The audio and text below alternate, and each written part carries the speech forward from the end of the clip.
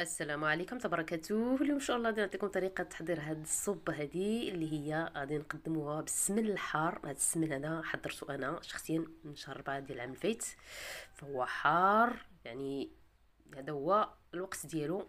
بما انني مصابه بالزكام البارح، كانت حالتي صعبه بصراحه، ولكن الحمد لله صبحت لاباس عليا. الحمد لله الحمد لله صبحت صحتي مزيان. داك العيا داك الارهاق داك التحطيحه وداك الدقديقه كلها مشات الحمد لله. صبحت بخير، وانا دابا كنسجل الفيديو اولا كندير المونتاج الفيديو باش تعرفوا الا صبحت بخير. اللي بغى يعرف الطريقه ديال هاد الصوبه هادي يدخل يشوف. فاول حاجه غادي ناخذوا طنجره ندير فيها زيت الزيتون، وغادي ندير فيها الراس ديال الكربين اولا القرب. الكربين اولا القرب، فهو